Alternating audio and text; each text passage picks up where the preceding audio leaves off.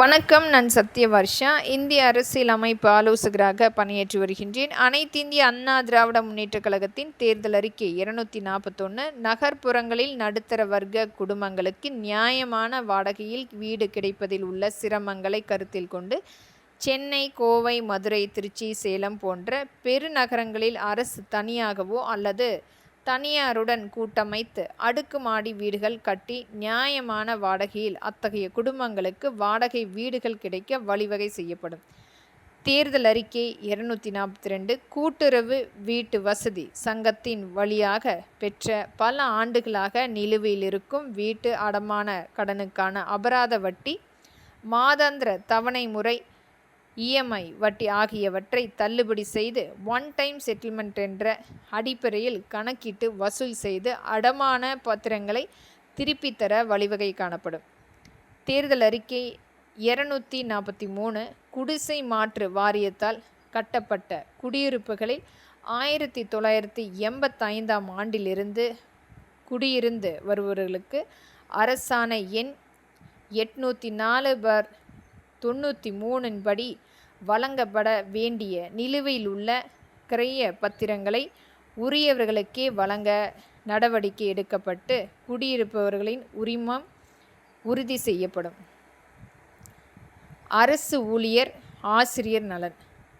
தேர்தல் அறிக்கை 244 பங்களிப்பு ஓய்வூதிய திட்டம் மற்றும் தற்போது விடியா திமுக அரசு அறிவித்துள்ள உறுதியளிக்கப்பட்ட ஓய்வூதிய திட்டம் ஆகியவற்றில் அரசு ஊழியர்கள், ஆசிரியர்கள் சங்கங்கள் உட்பட அனைத்து சங்கங்களின் கோரிக்கைகளையும் பரிசீலித்து தேவையான திருத்தங்கள் மேற்கொள்ளப்பட்டு ஓய்வூதிய திட்டம் சீரமைக்கப்படும்.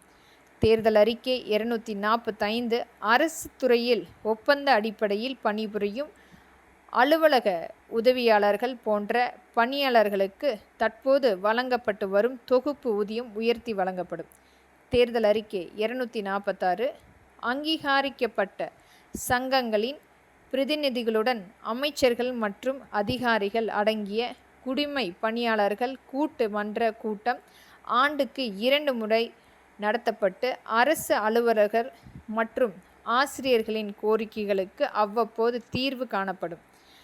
தேர்தல் அறிக்கை 247 மத்திய அரசு ஊழியர்களுக்கு புதிய ஊதிய குழு ஊதிய விகிதத்தை அமுல்படுத்தியவுடன் காலதாமதமின்றி 8வது மாநில ஊதிய குழு அமைக்கப்பட்டு ஊதிய உயர்வு வழங்கப்படும்.